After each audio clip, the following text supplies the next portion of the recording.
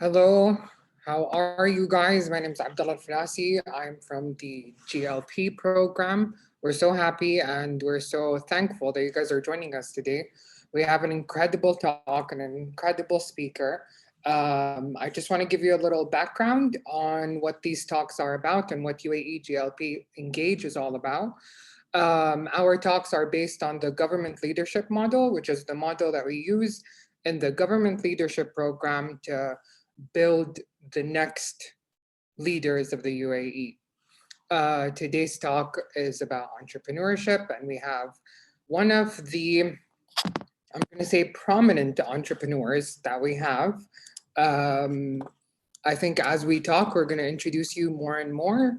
Sindiya, how are you? Oh, good. Thank you. Thank you, Abdullah. Thank you for having me. Thank you, Dr. Mariam, for this wonderful platform. So tell us, who is Sindiya? What have you done? We know you have a book. We know that you've been doing workshops. Can you please tell us a little bit about what you do? Okay, Abdullah, I'm a senior serial entrepreneur in the field of web and mobile technologies. A lot of people don't know that. I also am in the line of, or in the field of printing, and I have a mini tour line that operates in the east coast of the United Arab Emirates. And my latest business is revolutionized gym using EMS technologies. It's short for electronic muscle simulation. My first business, however, was in F&B. And from there, that's where the spark happened. That's where I saw the wide horizon, where I could, start anything really. It appeared to me that it was simpler than I had expected. And I've recently, as you said, I've launched my first book, Tales of an Emirati Entrepreneur. And I've also been selected to be a part of the Ban Ki-moon Center for Global Citizens among 20 women, very aspiring women from the GCC region, as part of the United Nations. They're associated with the United Nations. And from there, I'll be honest with you, coming out of that program had really given me a stronger grit to advocate for entrepreneurship and women who need empowerment as well. I also give workshops, aside from entrepreneurship workshops. I give workshops on, empowered women in the workforce to both the public and the private sector. Since 2017, I've initiated a program called Steps to Success, where I give free consultations to nationals on starting their business, from business ideas to plans to branding to, of course, having that online presence where we create websites or mobile applications for them, but with absolute minimal costs. And I think it's important because, I needed that kind of support early on the days, and it was hard for me to get. So to me, this is such a rewarding experience. My business also received the Sharjah Excellence Award in Best SME in 2020. And I believe in the community, and I've started the TEDx event in my home city, and I try to participate as much as I can in these events. Incredible. So we heard a little bit about female empowerment. Would you say that that's what you stand for as an entrepreneur? Yes, absolutely. I think that being empowered only happens when you empower other people, and empowerment in general is when you pull people out, when you pull people up, when you lift them up, it tells you a lot about yourself, and I think is a quality that every human being should have. Incredible. So let's dig deeper. What do you think is the first thing everyone will face when they first start becoming an entrepreneur? That's an easy one. I would say the fear factor. It's also something I've written in the book, and I've described it like this. When you get an idea of starting a business, what is the first thing that crosses your mind before you start to back out or you start to give yourself excuses?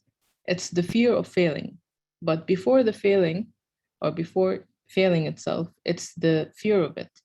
So the idea of not yet starting, and that this fear is keeping you in your comfort zone, that's what we need to address. And I often tell people, think of fear as your friend, not as an enemy that would destroy your life if you start your business.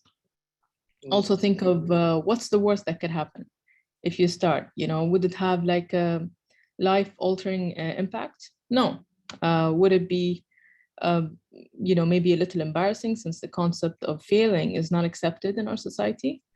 Maybe, but then don't tell anyone that you're starting a business. There are many ways out of the fear factor. And I believe fear is actually good sometimes, when it's limited, but when it's too much, and that it completely controls your decisions, and when it makes you freeze, that's when you need to consider a few things about, getting it out of your system. There's one tip that I use in getting rid of the fear factor is when you start, let's say you start to prepare for the business idea. Let's say it's a jewelry line, and you want to sell online, and then fear creeps up on you, and all you have to do is count to 5. 1, 2, 3, 4, 5, and then just go on and do it without thinking. That is a sort of a trick. It's a sort of a trick to trick your subconscious into thinking that it's a task that must be done, like a to-do list. And once you complete your branding, let's say, and you finish the plans and you're about to press the live button and start to promote your business, let's say on Instagram, count to 5, 1, 2, 3, 4, 5, and then just go and do it. This methodology has really helped a lot of people in getting to places they've never imagined to be in. So, try it. It could be with anything. It could be with work, with starting a business, with relationships. It could be with anything, really. That's amazing. I mean, being in a state of fear or having the fear factor is often associated with you stepping out of your comfort zone. So if you feel fear, that means you're stepping out of your comfort zone. You've realized the limits of your comfort, and now you want to step outside of it. So I just want to touch on one thing, and I believe this is maybe something common in people who are thinking of starting a business. What if you start noticing that you're in an endless cycle of, let's say, like you have a business idea, you want to do it, and then all of a sudden it stops, something happens, and you're like, no, I can't do it anymore. And then you think of another idea, but it's the same core, it's the same problem that you're facing. I think that if we get certain sets of ideas at once that you want to do, and this is also something I've written in the book, it helps, what the book does, it helps you narrow the idea down, because oftentimes when we generally human beings, we're very creative people. So when we want to do something, we think of 5 other things that we want to do at the same time. And that's a very good thing. A lot of people, they might not have that sort of intuition. So when that happens, all we need to do is to have sort of an achievable goal that we want to do. If you have 5 ideas, you have to narrow it down. You have to understand, okay, which one is going to actually make money out of the 5? And then from there, 2 or 3 might come up. And then you think which one I would actually want to work on, and it would keep me motivated to get to to reach the goal that I've placed for myself. So the most important thing is to have achievable goals and to build that strong character in yourself to have that goal achieved. I can tell you also a little bit about it. Let's take an example from the chat box if someone would like to contribute. So let's think of an achievable goal.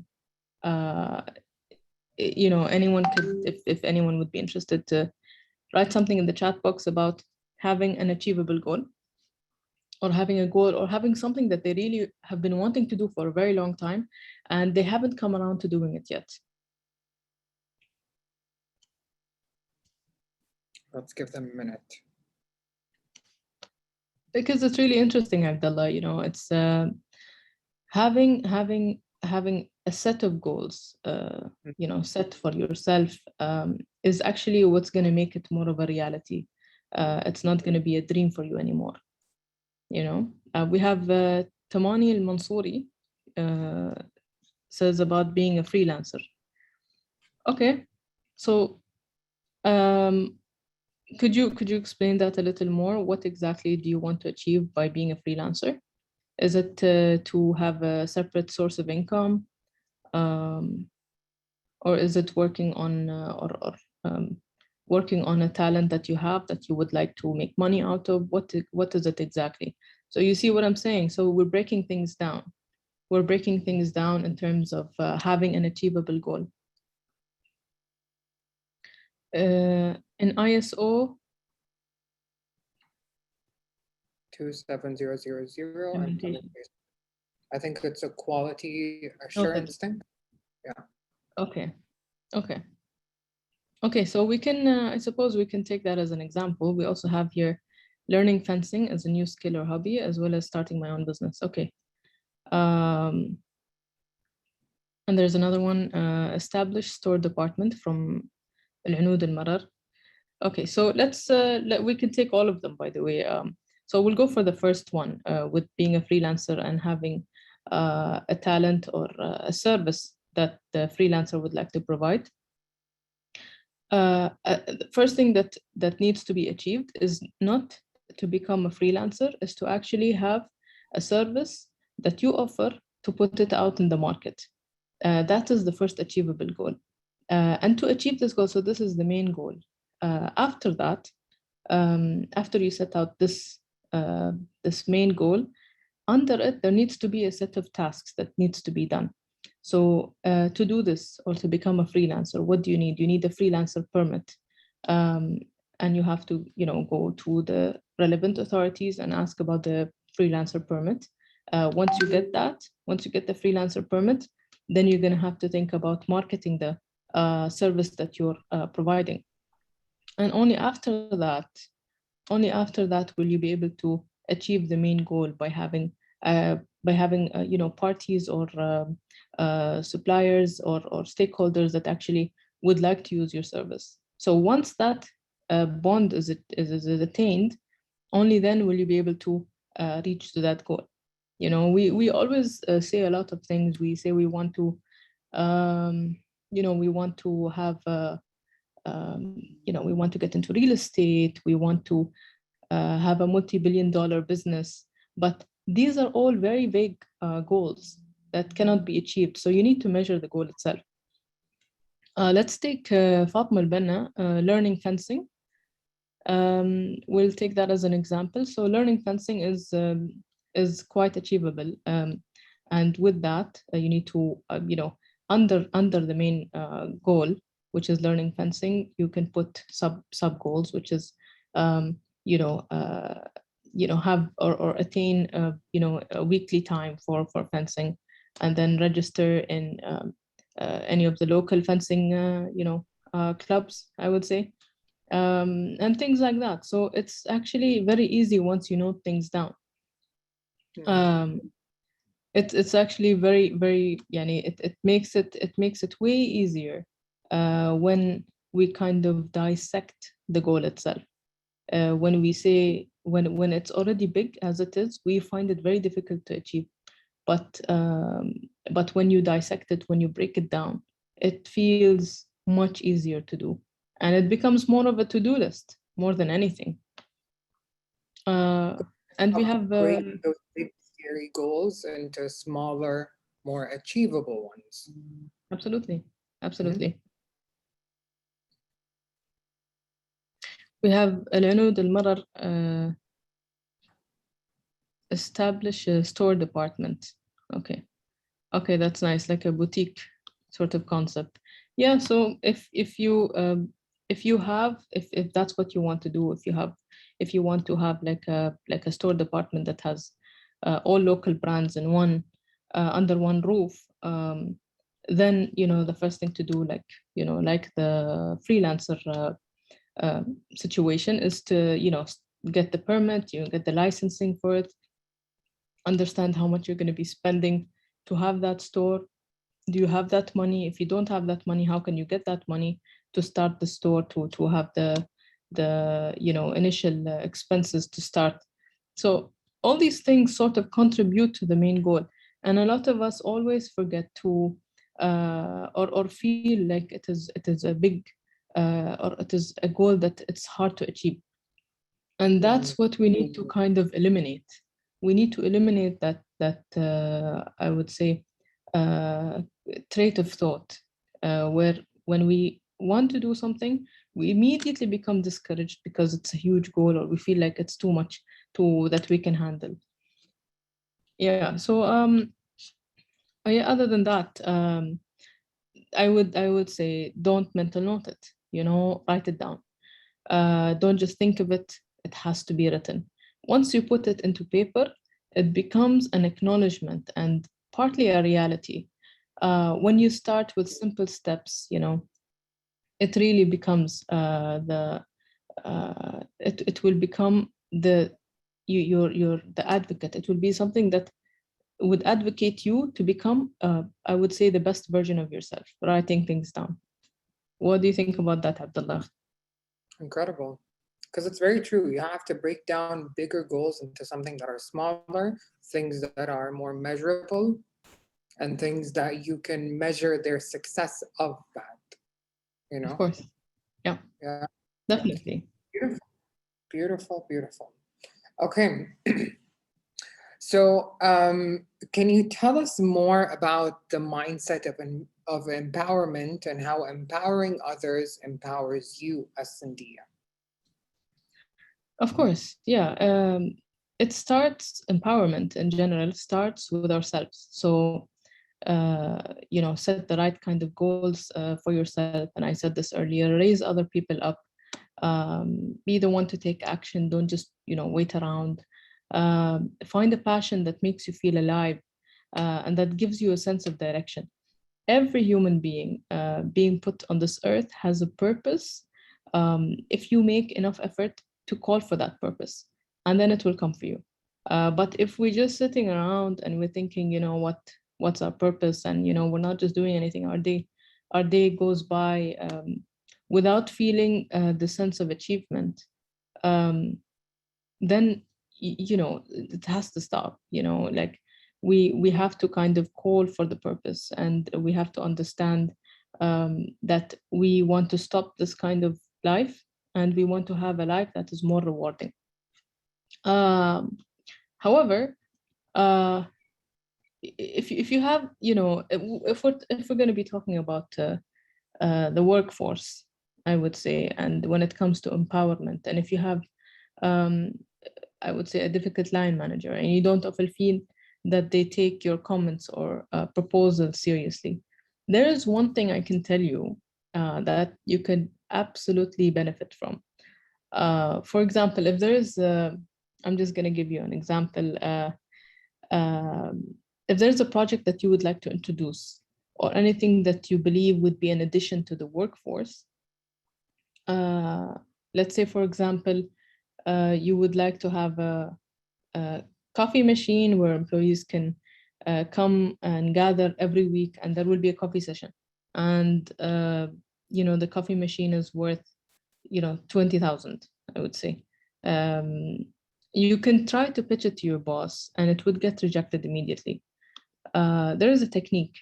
It's called the BATNA technique. It stands for Best Alternative to a Negotiated Agreement. So before you talk to your manager, don't just have one proposal. Come up with two. But both of these proposals are to your favor, except it wouldn't appear that way to your manager.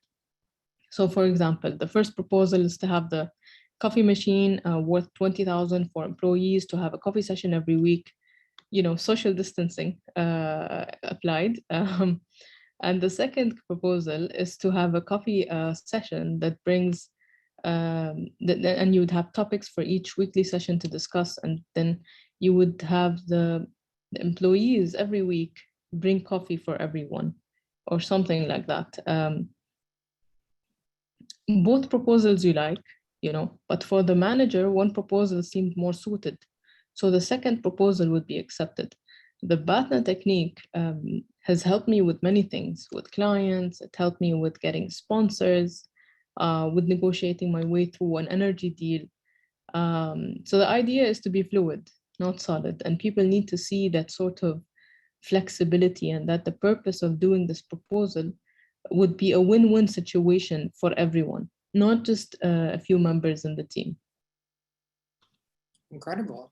Being fast and being agile and fluid is actually one of the most prominent competencies that we have in the government leadership model. So you need to be fast, you need to be agile, Yeah. Incredible. Definitely. Sindiya, I'm writing BATNA technique. That's called the BATNA technique. Abdullah, if I may. Yes. Assalamu alaikum, everyone. Sindiya, I want to bring into light your experience with the government accelerators. So basically in the government accelerators, you were part of a team from different departments, different backgrounds, different organizations, and they had to deliver in 100 days.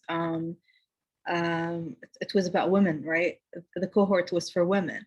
But what I would like you to share maybe your experience there, and also how you managed to curate your own experience and leadership experience within the team, and what traits did you tap into to create that change?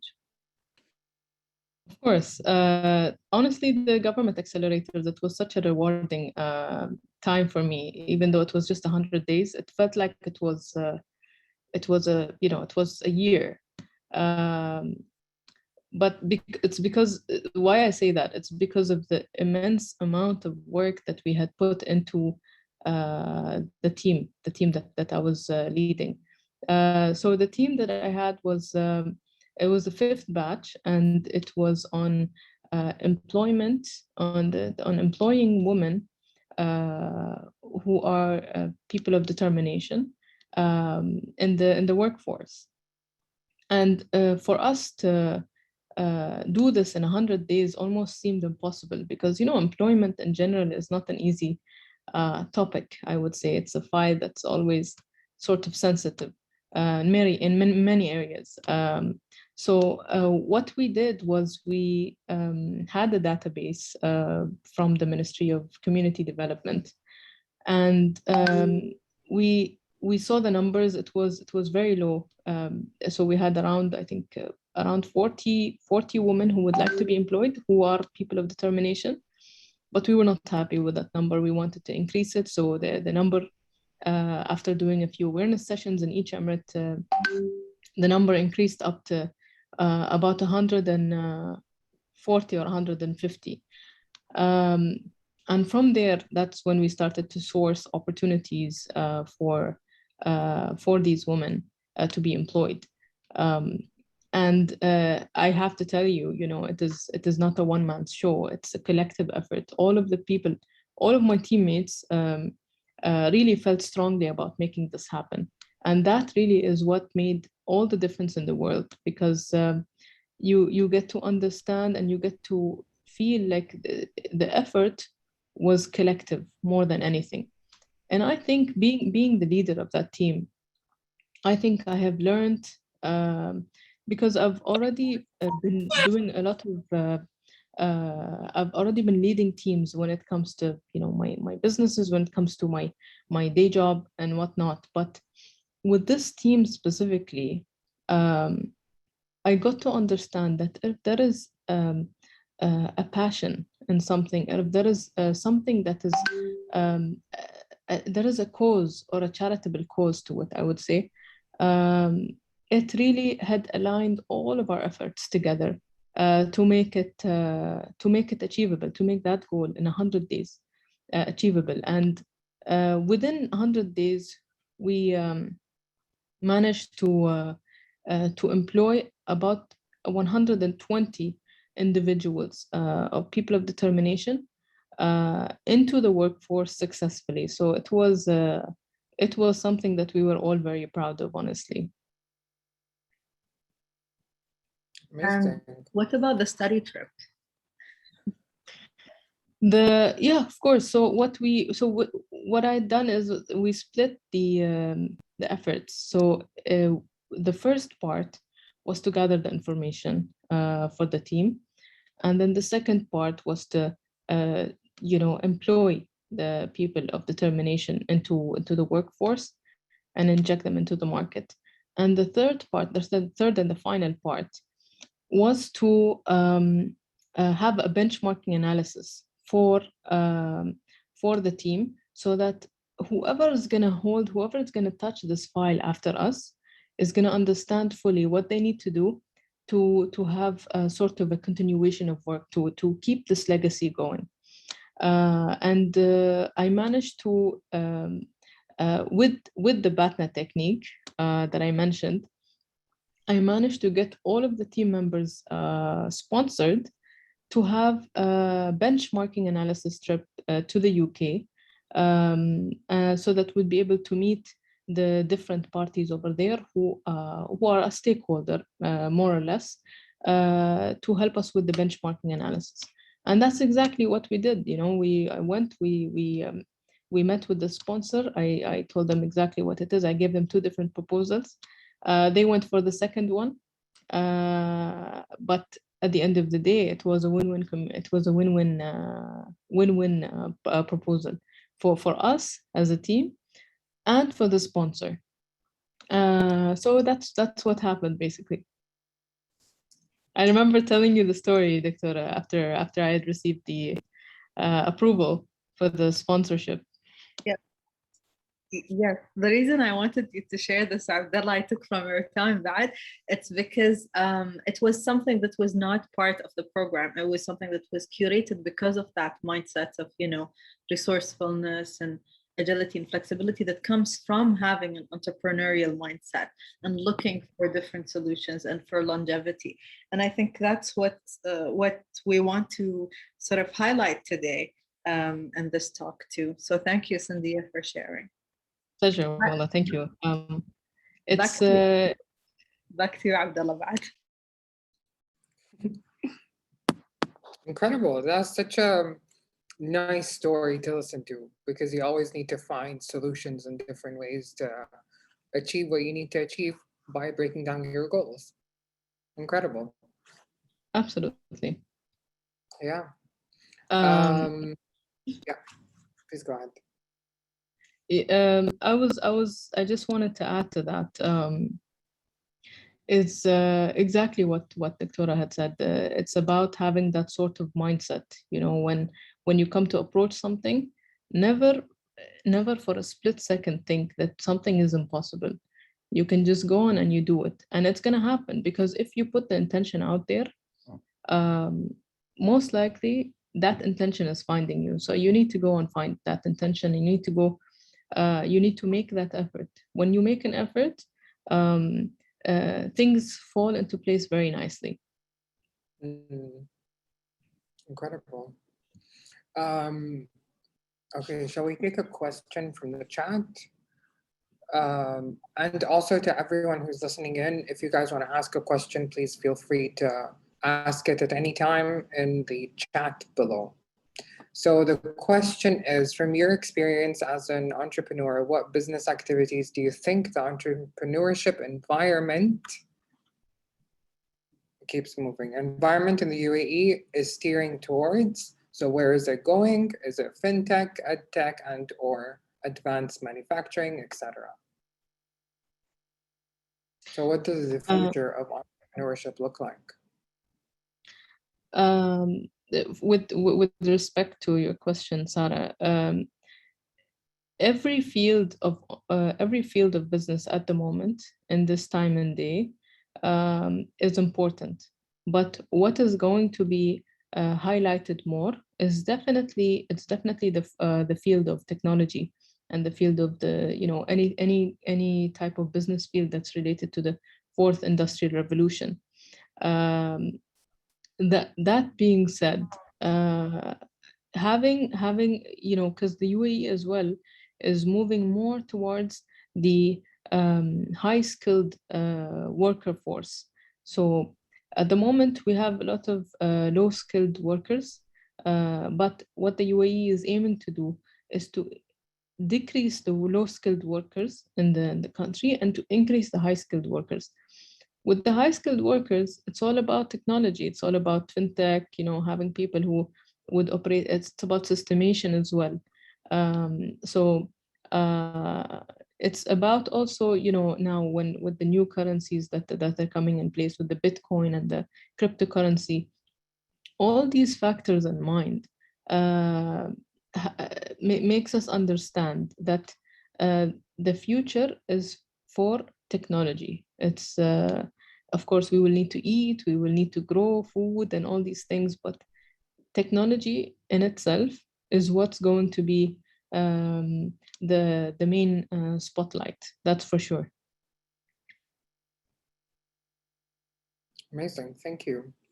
So I have a question, and I believe, like, at least for me, it's really important. When you wake up in the morning and you feel like you can't, or you don't want to do what you need to do today, after you broke down your goals, after you did all of that, and Difaa al-Shabab took you in a certain direction, you started doing things, and then all of a sudden you're done. Have you ever experienced something like that? All the time, Abdullah, honestly. It's a part of the perks of being an entrepreneur is to have a burnout, because you're always working all the time. I have a day job, but then after that I'm working for my businesses. So I feel busy all of the time. And that being said, when I get these moments of burnouts, it means that you have to rest, so I take a few days off. I go do something different. I go for an adventure. I go scuba diving, so you have to know what would make you kind of recover from all of that stress that's been built up all those days. So you have to know your body, you have to know yourself. When you get a burnout, when you feel like it's hard for you to wake up in the morning to just go and do whatever or do anything really, figure out what is it that is going to get me up and started, and what is it is going to get me to kind of fall back into place. But this thing, Abdullah, it's very normal. Honestly, everyone gets it, especially for people who really feel like they're busy all the time. And you also get these I have a friend, she's also an entrepreneur, and she is every once in a while she goes on holidays, mini holidays. She takes mini breaks. She shuts off her social media, her phone and everything. She just wants to have her own space. So everyone has a different way of how they can recover. And if I'm going to be talking about myself, I do take these many short breaks as well. I don't shut my phone because I'm on call most of the time. But I learned to sort of understand what keeps me sane in most of it. But if you really think about it, Abdullah, it's the journey. It's you're going to be bound to feel that immense amount of pressure. You're gonna feel it regardless. So just go with it. It's a journey that you're gonna reach, and once you reach to the highest peak, I would say, you're gonna be proud of yourself. Definitely. Amazing. It is a mental journey as much as it is something you want to achieve. It is an incredible mental journey to decide that you're gonna own your own thing and do your own thing. Incredible. Absolutely. Yeah, absolutely. So do you want to add anything else? We spoke about the first thing that you face as an entrepreneur. We spoke about how to set achievable goals, how to break them down into little, let's say, bite-sized pieces of things you can do in a day. We actually have a question. Tamani Mansouri, what keeps you very calm while you're an entrepreneur and employee at the same time? Honestly, honestly, I get that question a lot. I think it's more about training your mind to be in control. You know, I get these moments where I feel like I'm out of control, but at the same time, when I get that, it's the acknowledgement of it. It's the acknowledgement of knowing that I'm about to get out of control and that I need to remind myself to come back to my space. That's very important. And I think also in terms of having traits, you know, this is my trait. The calmness, as you mentioned, it's a part of my traits. However, you know, not everyone can be calm all the time. But when I'm about to go beyond calm, I always have that way of pulling myself back. I always have to just remind myself and always try to be grounded as much as I can, especially in this robust kind of high life that we're all living in. It's not easy, but reminding yourself of it is actually gonna train your mind to be in that state most of the time, if that makes sense. Incredible. Thank you. Okay, I think a very important question. Where do you get your information from as an entrepreneur? So where do you get like policies, laws, understanding how you can operate a business in a certain Imarah? Where do you get that information? So I've been doing a lot of research, and actually I've been working alongside my partner. We've started a website or a platform called entrepreneurs.ae. I've started it with my partner, Mira Marzougi. And what we've done was we have faced a lot of challenges when it comes to starting a business. And if I would like, let's say I'm from Dubai and I would like to start a business in Abu Dhabi, it would be such a difficult thing to do because the rules and regulations in every emirate is different. So when you come to try to understand or look for these, I would say, rules or regulations, oftentimes you don't find it. You know, it's really hard to find. So what we did was we gathered, my partner and I, we gathered all the types of information that anyone needs to start a business with respect to each emirate. So we have done it in that sense. You know, in this emirate, if you want to open a business in Ajman, you'll know how to do it. If you want to open a business in Fujairah, you will know how to do it. Because each emirate, if we really think about it, it has different entrepreneurial opportunities. You know, so Fujairah is more industrious, you know, it's all about the oil fields and it's about the oil bunkering. It's about having factories over there because it's slightly more affordable than other emirates, I would say. Also with Ajman, the same thing. So the idea is to, you know, this is exactly what we did. We had this challenge of having to undergo. It was such a painful challenge, but you know what? We gathered all the information. We made sure that whoever would like to start a business anywhere in the UAE would get the know-how in one dynamic and I would say knowledge-based platform. Wow. I'm just looking at the website right now. I put it for you guys in the chat. It's incredible. You got all kinds of information from all the emirates. Wow. Yeah. Yep. I just want to put it out there as well, Abdullah, is that it's currently on beta mode. It's on beta mode. So, you know, any feedback, if you've looked, if you saw a glitch or something, it would be really appreciated if you could, you know, send us a form on it. Fantastic.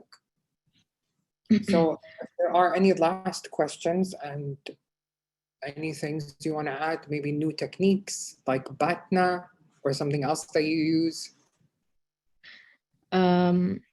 Yes, yes. I would say, you know, I would say it's not, it's not easy to start a business, but let me tell you, as a service provider, most of the inquiries that I receive are business startups from nationals and non-nationals in the UAE. So the challenge today is not as much as it used to be, I would say 5 years ago. But the country now is focusing intensively on the SME sector. And I'm sure some of you are already entrepreneurs or know a friend who's an entrepreneur, or maybe have a family of entrepreneurs. But in my book, in the book Tales of an Emirati Entrepreneur, before I had published it, I've given the manuscript to 5 different people. And all of them, without exception, has started their business in some way or another. One of them started a home business. Another person started an online platform. Another one started a small laundry shop in their neighborhood here in Dubai. So the idea is not to have a unique idea that nobody has ever thought of doing, because believe it or not, there is no such thing as an original idea anymore. You know, your business could simply be filling the gap in the market. Let's take Noon, for example. Noon is an e-commerce platform, but who does the deliveries? Previously, before Noon made its own delivery line, they were dealing with a delivery company. So you see, it doesn't have to be something wow. At the end of the day, you starting your business to make money. Of course, you know, if you have a passion in something and want it to be a business, that's fantastic. But oftentimes, people create businesses because they find a gap in the market, you know. So yeah, the biggest challenge is to start.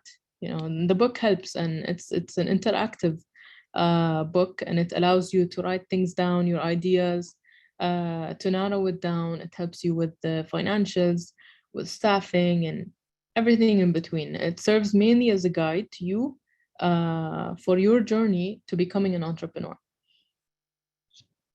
Khalifa is asking, can we have the book name and where can we get it from? Of course. Entrepreneur, it's called Tales of an Emirati Entrepreneur. Okay. And at the moment, I think it's out of stock, but inshallah, within the week, there will be new stock, and you can find it in the bookstores here in the UAE. Incredible. Rahab was also, I think, Rahab, Ali, if you want to connect with Sindiya later, she was asking about creating a platform and using the knowledge on entrepreneurs.ae. So I think it would be a good idea to connect with each other. Of course, that would be fantastic. I would be more than happy. I have, if anyone would like to reach out, because I also give entrepreneurial sessions for anyone who has an interest in starting their business. I'm just gonna put in my Instagram handle, so you can drop a message, and inshallah we can schedule a time for sure. Thank you so much for your time. Thank you everyone for joining us.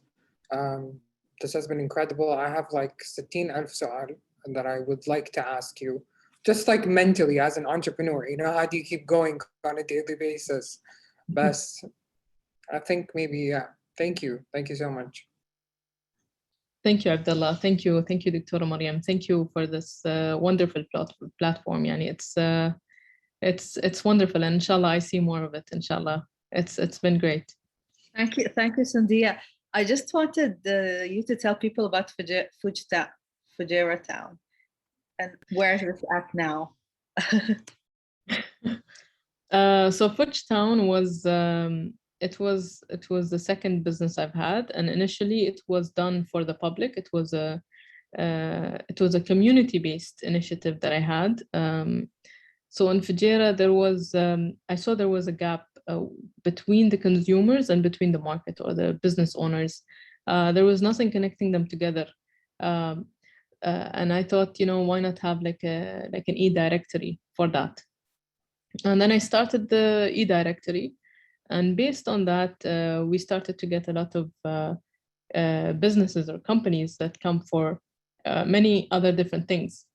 you know, they would want printing and they would want anything tech related. So that's when we had started these different divisions in the company. But the funny thing is that the core business was community based. So you see, like whatever you're going to do, it doesn't have to be the same from a year from now or 2-3 years from now. Your business, if it's the same, it means that it's not growing.